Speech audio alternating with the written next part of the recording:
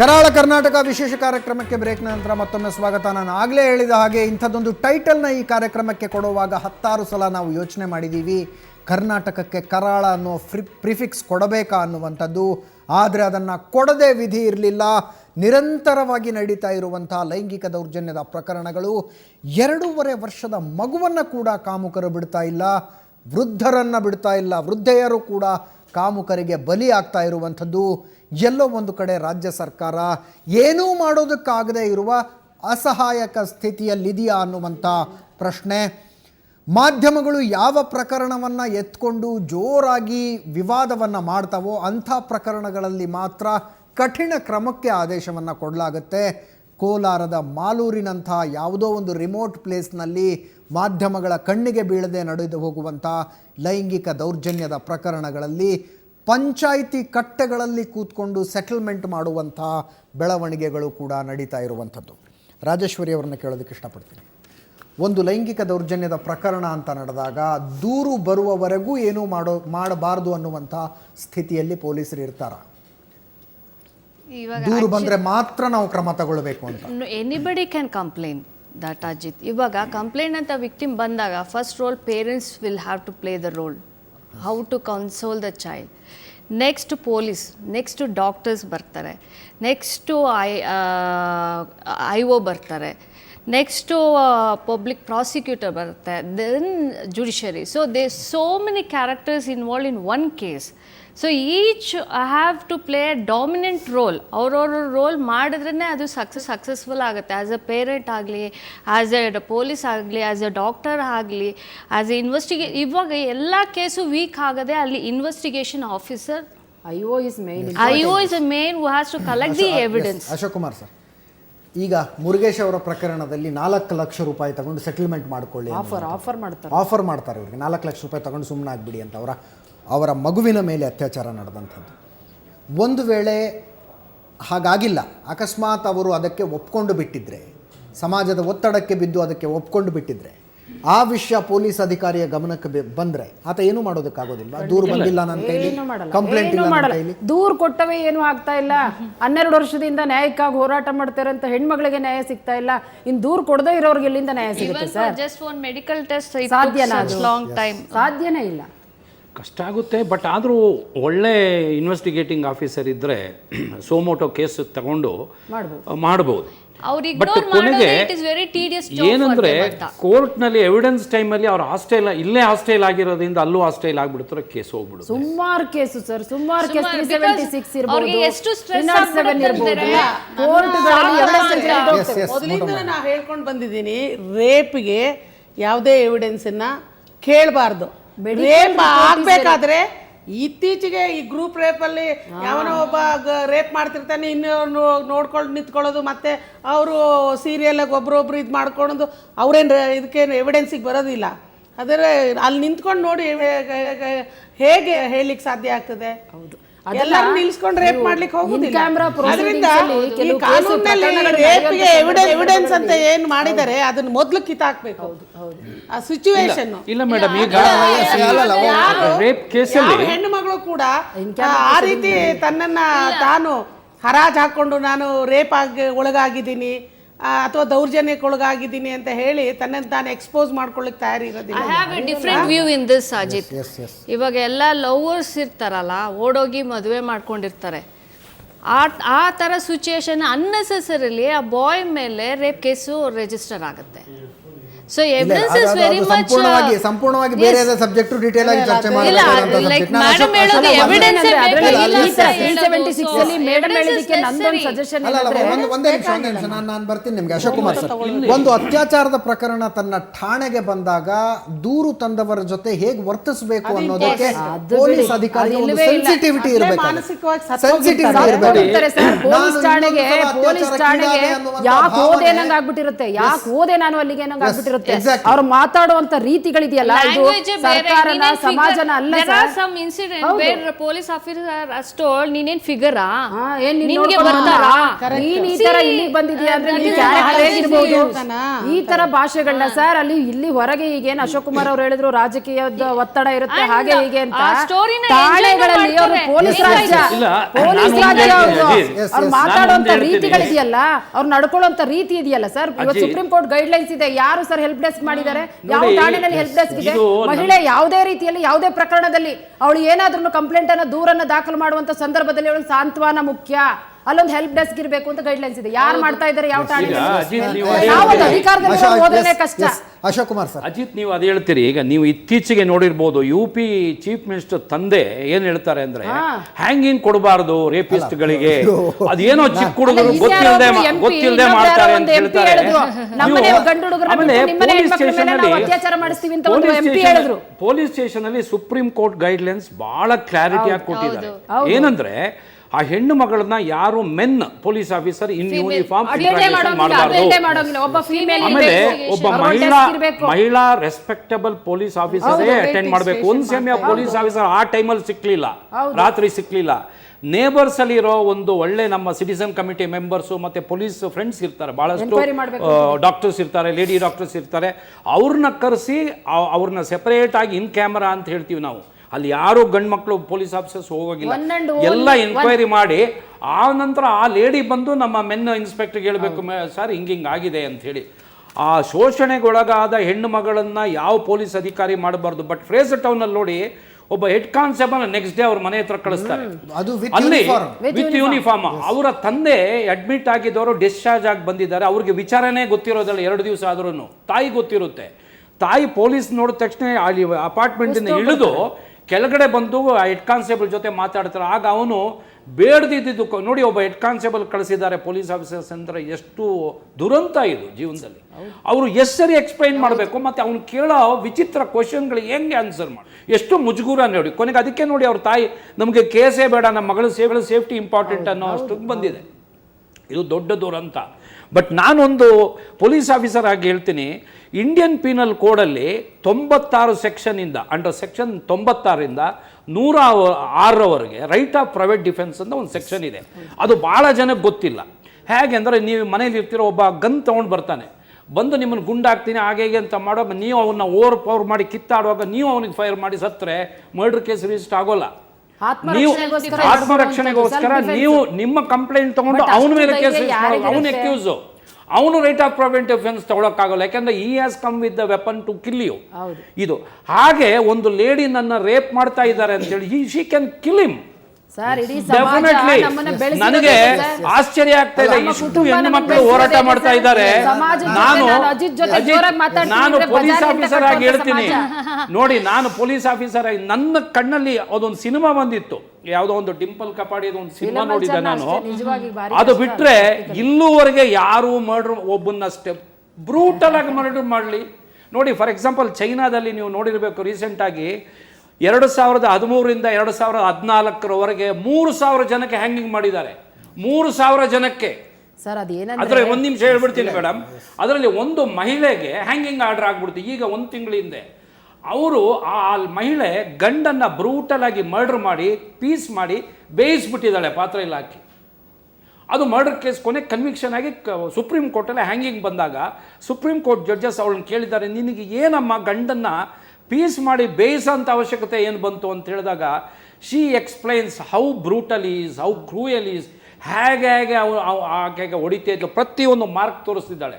ಕೊನೆಗೆ ಈಗ ಕಾಂಟ್ರವರ್ಷಿಯಲ್ ಆಗಿ ಅವಳಿಗೆ ಹ್ಯಾಂಗಿಂಗ್ ಕೊಡಬಾರ್ದು ಅಂತ ಆರ್ಡರ್ ಆಗಿದೆ. ಬಿಕಾಸ್ ಆ ಸ್ಥಾನದಲ್ಲಿ ಇದ್ರೆ ಯಾರೇ ಪೊಲೀಸ್ ಅಧಿಕಾರಿ ತನ್ನ ಠಾಣೆಗೆ ಅತ್ಯಾಚಾರದ ದೂರು ಹಿಡ್ಕೊಂಡು ಬಂದಂತಹ ಯುವತಿಯ ಜೊತೆ ಹೇಗೆ ನಡೆದುಕೊಳ್ಳಬೇಕು ಅನ್ನುವಂಥ ವಿಷಯದಲ್ಲಿ ಒನ್ಸ್ ಅಗೇನ್ ಪುಸ್ತಕದಲ್ಲಿ ಬರೆದಿಟ್ಟಿರುವಂತಹ ಕಾನೂನುಗಳನ್ನ ನೋಡಿದ್ರೆ ಅದ್ಭುತ. ಅದು ಅಶೋಕ್ ಕುಮಾರ್ ಸರ್ ಹೇಳಿದ ಹಾಗೆ ಯೂನಿಫಾರ್ಮ್ ನಲ್ಲಿರುವ ಯಾವ ಪುರುಷ ಪೊಲೀಸ್ ಅಧಿಕಾರಿ ಕೂಡ ಆಕೆಯನ್ನ ಮಾತಾಡಿಸ್ತಕ್ಕದ್ದಲ್ಲ. ಮಹಿಳಾ ಅಧಿಕಾರಿ ವಿಚಾರಣೆ ಮಾಡಬೇಕು. ರಾತ್ರಿ ಹೊತ್ತಿನಲ್ಲಿ ಮಹಿಳಾ ಅಧಿಕಾರಿ ಇಲ್ಲ ಅಂದ್ರೆ ಅಕ್ಕಪಕ್ಕದ ಗೌರವಸ್ಥ ಮಹಿಳೆಯನ್ನ ಕರೆದುಕೊಂಡು ಬಂದು ವಿಚಾರಣೆ ನಡೆಸಬೇಕು. ಇದೆಲ್ಲವೂ ಕಾನೂನಿನ ಪುಸ್ತಕಗಳಲ್ಲಿರುವಂತದ್ದು. ಆದ್ರೆ ನನ್ನ ಬೇಸಿಕ್ ಪ್ರಶ್ನೆ, ನನಗೆ ಅರ್ಥ ಆಗದೆ ಇರುವಂತಹ ಪ್ರಶ್ನೆ, ದೂರು ಹಿಡ್ಕೊಂಡಂಥ ಒಬ್ಬ ಬಾಲಕಿ ತನ್ನ ಠಾಣೆಗೆ ಬಂದಾಗ ಒಬ್ಬ ಪೊಲೀಸ್ ಅಧಿಕಾರಿಯ ಮನಸ್ಸಿನಲ್ಲಿ ಈ ಸ್ಥಿತಿಯಲ್ಲಿ ನನ್ನ ಮಗಳು ಇದ್ದಿದ್ರೆ ನಾನು ಏನು ಮಾಡ್ತಿದ್ದೆ ಅನ್ನುವಂಥ ಸಾಮಾಜಿಕ ದುರಂತ ಸರ್. ಹೆಣ್ಣು ಮಕ್ಕಳನ್ನ ನೋಡೋ ರೀತಿ ಇದೆಯಲ್ಲ, ಅವರು ರೋಗಗ್ರಸ್ತರು, ಅವ್ರಿಗೆ ಮನಸ್ಸೇ ಸರಿ ಇಲ್ಲ. ಈಗ ಹೇಳಿದ್ರು ಅಶೋಕ್ ಕುಮಾರ್ ಅವ್ರು ಹೇಳಿದ್ರು, ಇವತ್ತು ಹೆಣ್ಣು ಮಕ್ಕಳು, ನಾನು ಯಾವುದೋ ಒಂದು ಫಿಲ್ಮ್ ಅಲ್ಲಿ ನೋಡಿದೆ, ಅಂತ ಒಂದು ಡಾಮಿನೇಷನ್ ನೇಚರ್ ಬರಬೇಕು ಅಂತ. ನೀವು ನಮ್ಮ ಕುಟುಂಬದಲ್ಲಿ ಬೆಳೆಸೋ ರೀತಿ ಇದೆಯಲ್ಲ ಸರ್, ನೀನ್ ಹೀಗೆ ಇರಬೇಕು, ಹೊಸಲ್ ದಾಟ್ಕೊಡ್ದು, ಅಜಿತ್ ಜೊತೆ ಮಾತಾಡೋಂಗಿಲ್ಲ, ಅಶೋಕ್ ಕುಮಾರ್ ಜೊತೆ ಮಾತಾಡೋಂಗಿಲ್ಲ, ಈ ತರ ನಮ್ಮನ್ನ ಒಂದು ಫ್ರೇಮ್ ಮಾಡಿರ್ತೀವಿ. ನೀವು ಫ್ರೇಮ್ ಮಾಡಿ ನಾನು ಸ್ವಲ್ಪ ಡಾಮಿನೇಷನ್ ಆದ ತಕ್ಷಣ ನಾನು ಕಟ್ಟೋ ಪಟ್ಟ ಏನು ಸರ್? ಎಲ್ಲ ನನ್ನ ಪ್ರಕಾರ ಮಹಿಳೆಯರು ಅದನ್ನೆಲ್ಲ ಮಕ್ಕಳಿಗೆ ಹೇಳ್ಕೊಡ್ಬೇಕು. ನಾನಂತೂ ಹೇಳ್ಕೊಡ್ತೀನಿ ಸರ್. ಇವತ್ತು ನೀವು ನಾಳೆ ಈ ತರ ಪ್ರಕರಣಗಳು ಶಾಲೆಯಲ್ಲಿ ಬೆಳಗಿಂದ ನಡೆದಂತ ಪ್ರಕರಣಗಳು ನಾಳೆ ನಮ್ಮನ್ನು ಓದ್ಸ ಕಳಿಸ್ತಾರೋ ಕಳಿಸಲ್ವೋ ನಮ್ಮ ಮಕ್ಕಳುಗಳನ್ನ, ಹೆಣ್ಣು ಮಕ್ಕಳು ಇನ್ನು ಮುಂದೆ ಹೊಸಲ್ ದಾಟ್ ಹೋಗೇ ಬರಬಾರ್ದು ಅಂತ ಅನ್ನೂ ಕೂಡ ಬರಬಹುದು, ಆತಂಕ ಇದೆ. ಡಾಕ್ಟರ್ ಮಹಾಬಲ್ ಶೆಟ್ಟಿ ಅವರು ಮಂಗಳೂರು ಸ್ಟುಡಿಯೋ ಇಂದ ಇದ್ದಾರೆ. ಡಾಕ್ಟರ್ ಮಹಾಬಲ್ ಶೆಟ್ಟಿ ಅವರು ತುಂಬಾ ಒಳ್ಳೆ ಮಾತನ್ನ ಆವಾಗ ಹೇಳಿದ್ರಿ. ಅತ್ಯಾಚಾರ ನಡೆದ ತಕ್ಷಣ ಪೊಲೀಸ್ ಠಾಣೆಗೆ ಹೋಗಲೇಬೇಕು ಅನ್ನುವಂಥದ್ದಿಲ್ಲ. ಹತ್ತಿರದ ಆಸ್ಪತ್ರೆಗೆ ಬಂದ್ರೆ ಆಸ್ಪತ್ರೆಯ ವೈದ್ಯರೇ ನಿಮ್ಮ ಮೆಡಿಕಲ್ ಚೆಕಪ್ ಮಾಡಿ ಪೊಲೀಸರಿಗೆ ಇನ್ಫಾರ್ಮ್ ಮಾಡ್ತಾರೆ ಅನ್ನುವಂಥದ್ದು ತುಂಬ ಒಳ್ಳೆ ಮೆಸೇಜನ್ನು ಪಾಸ್ ಮಾಡಿದ್ದೀರಿ ಡಾಕ್ಟರ್ ಮಹಾಬಲ್ ಶೆಟ್ರೆ. ತಮ್ಮ ಹತ್ತಿರ ರೇಪ್ ವಿಕ್ಟಿಮ್ ಬಂದಂತಹ ಸಂದರ್ಭದಲ್ಲಿ ಆವಾಗಲೂ ಕೂಡ ಮನಸ್ಸಿನಲ್ಲಿ ಎರಡೆರಡು ಯೋಚನೆ ಇರುತ್ತಾ ಅಂತ, ನಾನು ದೂರನ್ನು ಕೊಡಬೇಕಾ ಕೊಡಬಾರ್ದ, ಈ ಹಂತದಲ್ಲಿ ಹಿಂದೆ ಹೋಗ್ಬಿಡ್ಲಾ, ನಾನು ಸಮಾಜದಲ್ಲಿ ನನ್ನ ಘನತೆ ಏನಾಗುತ್ತೆ, ಗೌರವ ಏನಾಗುತ್ತೆ, ನಾಳೆ ನಾನು ಹೊರಗಡೆ ಹೋದರೆ ಒಬ್ಬ ಅತ್ಯಾಚಾರಕ್ಕೀಡಾದಂಥ ದೌರ್ಜನ್ಯಕ್ಕೀಡಾದಂಥ ಯುವತಿ ಅಂತ ನನ್ನನ್ನು ನೋಡ್ತಾರ, ಆ ಡ್ಯುಯಲ್ ಮೈಂಡ್ ನಿಮ್ಮ ಹತ್ರ ಬಂದಾಗಲೂ ಇರುತ್ತಾ ಅಂತ? ಅಜಿತ್, ನಾನು ಹೇಳಲಿಕ್ಕೆ ಬಯಸ್ತೇನೆ, 357C CRPC ಅಮೆಂಡ್ಮೆಂಟ್ ಆದ ನಂತರ ಎಸ್ ಸರ್, ನಮ್ಮಲ್ಲಿ ನಾನು ಈ ವರ್ಷ 19 ರೇಪ್ ವಿಕ್ಟಿಮ್ ಎಕ್ಸಾಮಿನೇಷನ್ ಮಾಡಿದ್ದೇವೆ. ಲಾಸ್ಟ್ ಇಯರ್ 16 ಎಕ್ಸಾಮಿನೇಷನ್ ಮಾಡಿದ್ದೇವೆ. ನಮ್ಮಲ್ಲಿ ಖಾಲಿ rape examination, sexual assault examination ಮಾಡಿದಲ್ಲ, ನಾವು ಇವನ್ ಅವರಿಗೆ ಸೈಕಲಾಜಿಕಲ್ ಟ್ರೀಟ್ಮೆಂಟ್ ಕೊಟ್ಟಿದ್ದೇವೆ. ಒಂದು ವಿಷಯ ಹೇಳಲಿಕ್ಕೆ ಬಯಸ್ತೇನೆ, rape is a legal definition, it is not a medical or laymen's definition. ನಾವು ರೇಪ್ ಅಂತ ಕರೀಲಿಕ್ಕೆ ಬರೋದಿಲ್ಲ, ನಾವು ಖಾಲಿ sexual offence. Rape is not a disease, it is an offence. Assault ಲೈಂಗಿಕ ದೌರ್ಜನ್ಯ ಆಗಿದೆ ಹುಡುಗಿ ಮೇಲೆ. ಈ ನಮ್ಮಲ್ಲಿ ಏನಾಗಿದೆ ಅಂದರೆ, ಈ ಯಾವುದೇ ಒಂದು ಸೆಕ್ಷುವಲ್ ಅಸಾಲ್ಟ್ ಕೇಸ್ ಬಂದ ಕೂಡಲೇ ಗೌರ್ಮೆಂಟ್ ಆಸ್ಪತ್ರೆಗೆ ಕರ್ಕೊಂಡು ಹೋಗ್ತಾರೆ. ಆ ಗೌರ್ಮೆಂಟ್ ಆಸ್ಪತ್ರೆಯಲ್ಲಿ ಆ ಡಾಕ್ಟರ್ ಗೈನಕಾಲಜಿಸ್ಟೇ ಬೇಕಂತ ಹೇಳ್ತಾರೆ. ಅದು ದೊಡ್ಡ ತಪ್ಪು. It is not a disease, it is N assault. ಈಗ ನಮ್ಮ ಫೊರೆನ್ಸಿಕ್ ಡಾಕ್ಟರ್ ಹತ್ರ ಬಂದರೆ ಏನಾಗ್ತದೆ ಅಂತ ಹೇಳಿದರೆ, ನಾವು ಕೋರ್ಟಲ್ಲಿ ಡಿಫೆಂಡ್ ಮಾಡಲಿಕ್ಕೆ ನಾವು ತಯಾರಾಗಿರ್ತೇವೆ. ಯಾಕಂದರೆ ನಾವು ತುಂಬ ಸರಿ ಕೋರ್ಟಿಗೆ ಹೋಗಿ ಡಿಫೆಂಡ್ ಮಾಡಿ ನಮಗೆ ಅಭ್ಯಾಸ ಇರ್ತದೆ. Technically you'll be aware of.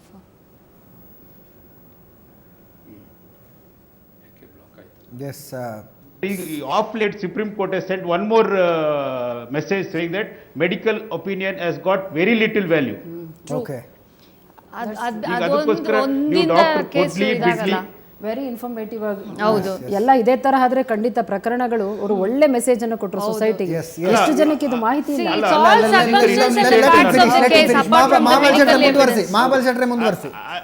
Ajit ಅವರೇ, ಅಜಿತ್ ಇನ್ನೊಂದು ವಿಷಯ ಹೇಳ್ತೀನಿ. ನಾವು ದಕ್ಷಿಣ ಕನ್ನಡ ಜಿಲ್ಲೆಯಲ್ಲಿ ಎಲ್ಲ ರೇಪ್ ವಿಕ್ಟಿಮ್ ಅನ್ನು ನಾವು KS ಹೆಗ್ಡೆ ಮೆಡಿಕಲ್ ಅಕಾಡೆಮಿಲಿ ಮಾಡ್ತಾ ಇದ್ದೇವೆ. ನಮ್ಮ ಆಸ್ಪತ್ರೆಯವರು ಎಲ್ಲ free treatment, even psychological treatment, even gynaecological treatment, even everything, paediatric treatment.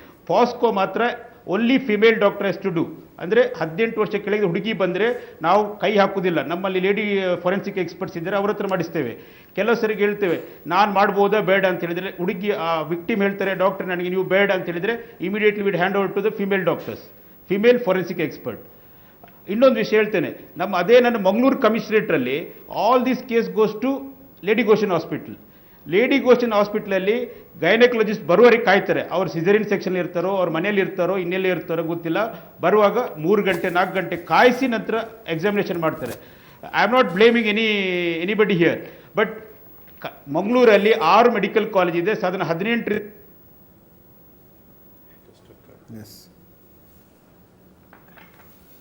ಸಂಪರ್ಕ ಕಡಿತುಕೊಳ್ತಾ ಇದೆ. ತುಂಬ ಇನ್ಫಾರ್ಮೇಟಿವ್ ಆದಂಥ ಮಾಹಿತಿಗಳನ್ನು ಅವರು ಕೊಡ್ತಾ ಇದ್ರು, ತುಂಬ ಪ್ರಮುಖವಾದಂಥ ಮಾಹಿತಿಗಳನ್ನು ಕೊಡ್ತಾ ಇದ್ರು. ಒಂದು ಅತ್ಯಾಚಾರ ಅಂತ ನಡೆದಾಗ ಒಂದು ವೈದ್ಯಕೀಯ ಪರೀಕ್ಷೆ ಮಾಡೋದಕ್ಕೆ ಲೈಂಗಿಕ ತಜ್ಞರು ಬೇಕಾಗಿಲ್ಲ ಅಂತ, ಫೊರೆನ್ಸಿಕ್ ಮೆಡಿಸಿನ್ ಡಾಕ್ಟರ್ಗಳು ಬಂದಂತಹ ಸಂದರ್ಭದಲ್ಲಿ ಇನ್ವೆಸ್ಟಿಗೇಷನ್ ಬೇಕಾಗಿರುತ್ತೆ ಅಜಿತ್. ಇದರಲ್ಲಿ ವಿ ಶುಡ್ ನಾಟ್ ಡಿಲೇ. ಅವ್ರು ಹೇಳ್ದಂಗೆ each moment is very precious. ಮತ್ತು ಅದೊಂದು ಫಾಬಿಯಾ ಇದೆ, ಮೆಡಿಕಲ್ ಎವಿಡೆನ್ಸ್ ಮೇಲೆನೆ ಈ ಕೇಸು ಬೇಸ್ಡ್ ಅಂತ. Not necessary. ಜನಗಳಿಗೆಲ್ಲ ಅವೇರ್ನೆಸ್ ಬೇಕಾಗಿರೋದು, ಪೊಲೀಸ್ ಆಫೀಸರ್ಗೆ ಪೊಲೀಸ್ ಆಫೀಸರ್ಗೆ ಬೇಕಾಗಿರುವ ಅವೇರ್ನೆಸ್ ಮೂಡಿಸಬೇಕಾಗಿದೆ. ಅದೇ ರಿಫ್ರೆಶ್ಮೆಂಟ್ ಕೋರ್ಸ್ ಅಂತ ಏನೋ ಮಾಡ್ತಾ ಇದ್ರು ಮೊದಲು. ನಾನು ಇನ್ಸ್ಪೆಕ್ಟರ್ ಜಯಂತಿ ಅವ್ರ ಹತ್ರ ಕೇಳೋದಕ್ಕೆ ಬಯಸ್ತೀನಿ, ಇನ್ಸ್ಪೆಕ್ಟರ್ ಜಯಂತಿ ಅವ್ರ ಹತ್ರ ಮಾತಾಡಿಸೋದಕ್ಕೆ ಬಯಸ್ತೀನಿ. ಇನ್ಸ್ಪೆಕ್ಟರ್ ಜಯಂತಿ ಸ್ವತಃ ಒಬ್ಬ ಪೊಲೀಸ್ ಅಧಿಕಾರಿ ಆಗಿದ್ದಂಥವರು, CBIನಲ್ಲಿ ವರ್ಷಗಳ ಕಾಲ ಸೇವೆಯನ್ನು ಮಾಡಿದಂಥವರು. ಇವರು ತಮ್ಮ SP ಯ ಮೇಲೆ ಲೈಂಗಿಕ ಕಿರುಕುಳದ ದೂರನ್ನು ಕೊಟ್ಟಾಗ ತನಿಖೆಗೆ ಬಂದಂಥವರು 3 ಜನ ಮಹಿಳಾ DIGಗಳು, ಇಬ್ಬರು DIGಗಳು, ಇಬ್ಬರು ಕೂಡ ಮಹಿಳೆಯರು. ಹೌದು. ಆ ಇಬ್ಬರು ಮಹಿಳೆಯರಿಗೆ ನಿಮ್ಮ ಲೈಂಗಿಕ ಕಿರುಕುಳದ ಬಗ್ಗೆ ನೀವು ಎಕ್ಸ್ಪ್ಲೇನ್ ಮಾಡಬೇಕಾಗಿ ಬಂತು. ಹೌದು. ಆದರೂ ನಿಮ್ಮ ಮೇಲೆ ಕಿರುಕುಳ ಆಗಿದೆ ಅಂತ ಅವ್ರು ಕನ್ವಿನ್ಸ್ ಆಗಲಿಲ್ಲ.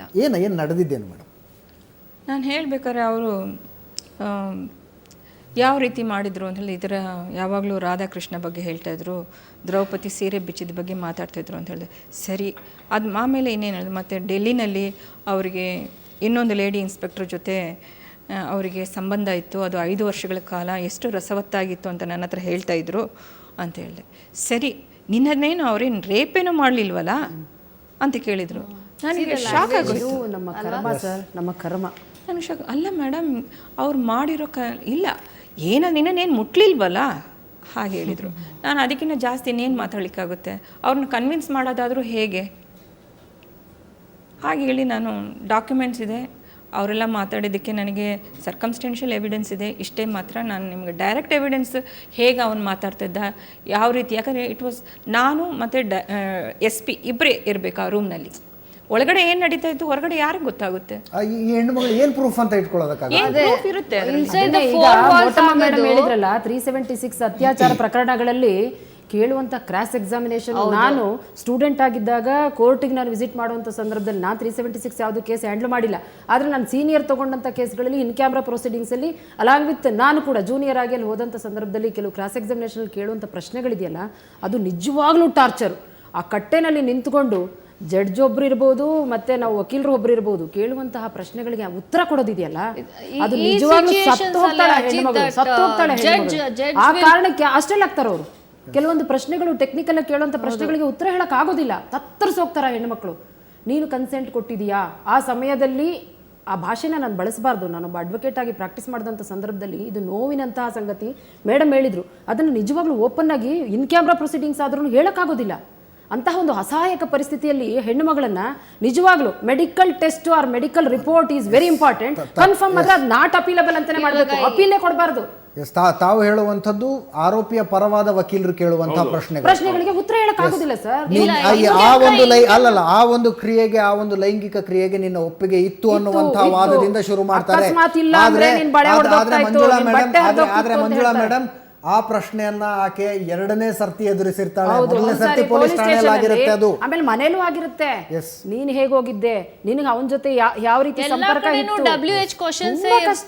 ಅವಳು ಎಷ್ಟು ಫೇಸ್ ಮಾಡ್ಬೇಕು ಅಂದ್ರೆ ಕಾನೂನಲ್ಲಿ ಪರಿಹಾರ ಇರ್ಬೋದು. ರಾಜೇಶ್ವರಿ ಮೇಡಮ್ ನಾವು ಬುಕ್ ಇಟ್ಕೊಂಡು ಇಷ್ಟೆಲ್ಲ ಹೇಳ್ಬೋದು, ಆದ್ರೆ ಅವಳು ಕೊಡುವಂತ ಹಂತವಾಗಿ ಅವಳನ್ನ ಸಾಯಿಸ್ತಾರಲ್ಲ, ನೀವು ಲಾಸ್ಟಿಗೆ ಅವಳು ಸಿಗೋದು ದೊಡ್ಡ ಝೀರೋ. ಬಟ್ ಅಜಿತ್ ಅವರೇ, I do tell, I have do conducted about this cross examination. ಇಲ್ಲಿ ಪ್ರಾಮಿನೆಂಟ್ ಆಗಿ the judge plays a dominant role. There are judges who don't entertain vulgar questions. First ನಾವು ಕೇಳಬೇಕಾಗಿರುತ್ತೆ ಅವ್ರಿಗೆ, I would like to ask this question ಅಂತಂದಾಗ, if it is necessary they ask us to put the question, otherwise no. ನಾನು ಎಲ್ಲ judiciary ಬಗ್ಗೆ ಹೇಳಕ್ಕಾಗಲ್ಲ.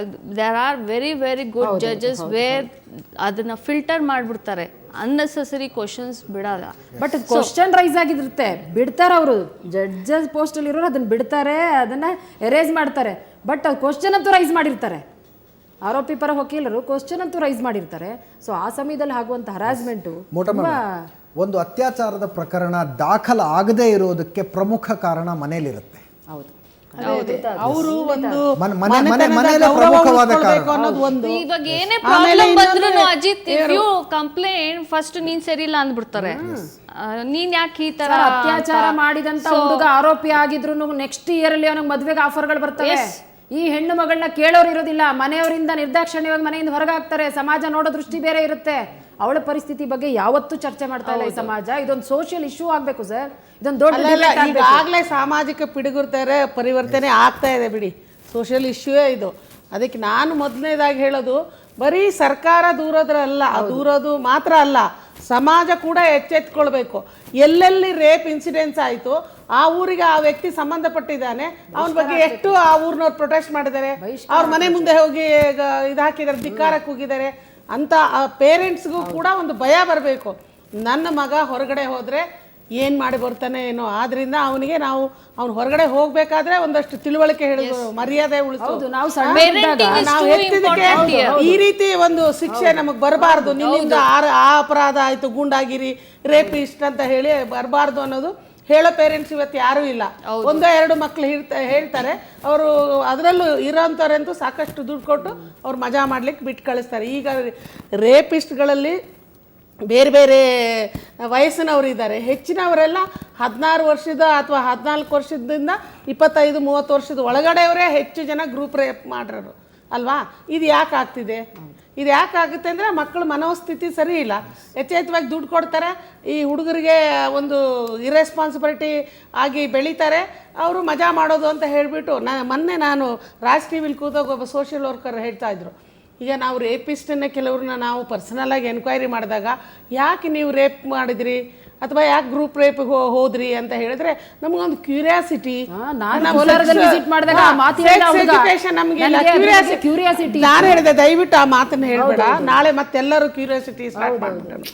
ಅದಲ್ಲ, ಹೆತ್ತವರಿಗೂ ಇದ್ರ ಬಗ್ಗೆ ಜವಾಬ್ದಾರಿ ಬೇಕು. ನಿಜವಾಗ್ಲೂ ಅವ್ರೊಂದು ರೀತಿ ಆ ಕುಟುಂಬದಲ್ಲಿ ಒಬ್ಬ ಹುಡುಗ ಅಥವಾ ಒಂದು ಗ್ರೂಪ್ನವ್ರು ಹಿಂಗೆ ಮಾಡಿದ್ದಾರೆ ಅಂದರೆ ಅವರೆಲ್ಲ ಸತ್ತೋಗಿದ್ದೀವಿ ಅಂತ ಹೇಳಿ ಭಾವಿಸ್ಬೇಕು. ಮುಂದಿನ ಯಾರೇ ತಂದೆ ತಾಯಿಗಳು, ಮಕ್ಕಳ ತಂದೆ ತಾಯಿಗಳು ಮಕ್ಕಳನ್ನ ಇಂಥ ನನ್ನ ಮಗ ಆಗಬಾರ್ದು ಅನ್ನೋ ತೀರ್ಮಾನಕ್ಕೆ ಅವ್ರು ಬರಬೇಕಾದಾಗ, ನಮ್ಮ ಊರಿನಲ್ಲಿ ಹಳ್ಳಿಗಾಡಲ್ಲಿ ಒಂದು ತೆಂಗಿನಕಾಯಿ ಕದ್ದ ಅಂತ ಹೇಳಿ ಗರಡ್ಗಂಬ ಅಂತ ಬರುತ್ತೆ ಊರು ಮುಂಭಾಗದಲ್ಲಿ, ಅವನಿಗೆ ಕಟ್ಟಿ ಹೊಡಿತಾ ಇದ್ರು. ಎಕ್ಸಾಕ್ಟ್ಲಿ ಆ ತರ ಮಾಡ್ಬೇಕು, ಸಾಮಾಜಿಕ ಬಹಿಷ್ಕಾರ ಆಗ್ಬೇಕು. ಮಂಜುಳಾ ಮೇಡಮ್, ನಾನು ಅದೇ ವಿಷಯಕ್ಕೆ ಬರೋನಿದ್ದೆ. ಒಂದು ಸಣ್ಣ ಬ್ರೇಕ್ನ ಸಮಯ ಆಗಿದೆ, ಬ್ರೇಕ್ನ ನಂತರ ನಾನು ಆ ವಿಷಯ ಎತ್ಕೊಳ್ತೀನಿ. ನಮ್ಮ ಸಮಾಜದಲ್ಲಿ ಉದಾಹರಣೆಗಳಿಲ್ಲ. ರೇಪ್ ಮಾಡಿದವನಿಗೆ ಏನು ಮಾಡಿದ್ರು ನೋಡ್ರಿ, ಆತ ಏನೇನೆಲ್ಲ ಅನುಭವಿಸ್ದ ನೋಡ್ರಿ ಅಂತ ಹೇಳೋದಕ್ಕೆ ಉದಾಹರಣೆಗಳಿಲ್ಲ. ಅದಕ್ಕೆ ವ್ಯತಿರಿಕ್ತವಾಗಿ ಕೆಲವು ಹಳ್ಳಿಗಳಲ್ಲಿ ಆ ರೀತಿ ಕುಡಿದು ಒಂದು ರೀತಿಯಲ್ಲಿ ಅವನು ಅತ್ಯಾಚಾರಕ್ಕೆ ಅಥವಾ ಇನ್ನೂ ಏನೋ ತಪ್ಪು ಮಾಡಿದೆ ಅಂದಾಗ ಕೆಲವರು ಹೆಣ್ಮಕ್ಳೇ ಹಿಡ್ಕೊಂಡು ಚಪ್ಪಲಿಲಿ ಹೊಡೆದು ಈ ಮಾಧ್ಯಮದಲ್ಲೇ ನಾವು ನೋಡಿದ್ದೇವೆ. ಅಲ್ಲಲ್ಲ, ನಾನು ಹೇಳೋದು ಕಾನೂನಿನ ಮೂಲಕ ಆಗುವಂಥದ್ದು. ಒಂದು ಅತ್ಯಾಚಾರದ ಪ್ರಕರಣದಲ್ಲಿ ಜೈಲಿಗೆ ಹೋದಂಥ ವ್ಯಕ್ತಿ 6 ತಿಂಗಳಲ್ಲಿ ಹೊರಗಡೆ ಬಂದು ಅದೇ ಸಮಾಜದಲ್ಲಿ ಓಡಾಡ್ಕೊಂಡಿರ್ತಾನೆ. ಮಂಜುಳಾ ಮೇಡಮ್ ಹೇಳಿದ ಹಾಗೆ ಆತನಿಗೆ ಕನ್ಯೆ ಕೊಡೋಕೆ ತಂದೆ ತಾಯಿ ಮುಂದೆ ಬರ್ತಾರೆ. ಅತ್ಯಾಚಾರಕ್ಕೀಡಾದಂಥ ಯುವತಿ ಕಷ್ಟ ಅನುಭವಿಸ್ತಿರ್ತಾಳೆ, ಆಕೆಯ ಮನೆಯವರು ತಲೆ ಎತ್ಕೊಂಡು ಓಡಾಡ್ತಿರೋದಿಲ್ಲ. ಅಂಥವರ ಎದುರಿಗೆ ಅತ್ಯಾಚಾರಿಯ ಮದುವೆಯ ದಿಬ್ಬಣ ಹೊರಟ್ರೆ ಆ ಕುಟುಂಬದ ಪರಿಸ್ಥಿತಿ ಏನಾಗಬಾರ್ದು, ಸಮಾಜಕ್ಕೆ ಅದರಿಂದ ಏನು ಸಂದೇಶ ಹೋಗುತ್ತೆ. ಒಂದು ಸಣ್ಣ ಬ್ರೇಕ್ ಆದಮೇಲೆ ಆ ವಿಷಯದ ಬಗ್ಗೆ ಚರ್ಚೆ ಮಾಡ್ತೀವಿ.